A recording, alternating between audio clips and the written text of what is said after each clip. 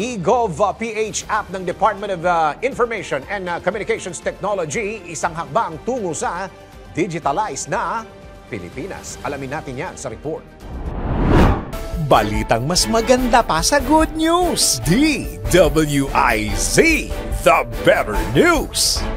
Inilunsad ng Department of Information and Communications Technology o DICT ang eGov.ph Super App upang gawing mas madali ang pag-access ng mga mamamayan sa mga serbisyo ng gobyerno. Sa pamamagitan ng app na ito, maaaring makuha ang iba't ibang serbisyo tulad ng pagrehistro ng SIM cards, job applications, tulong pangkalusugan, e-payments at banking services. Bukod dito, nagbibigay din ng application ng mga digital versions sa mga ID tulad ng National ID, Driver's License at iba pang mga government-issued IDs na nagpapahintulot sa mga users na magamit ang mga ito nang hindi kinakailangan magdala ng mga pisikal na kopya. Ang eGov.ph Super App ay isang hakbang tungo sa mas epesyenteng pamahalaan at mas madaling pag-access sa mga serbisyong pampubliko para sa lahat ng Pilipino. At yan ang balitang mas maganda pa sa good news, the better news.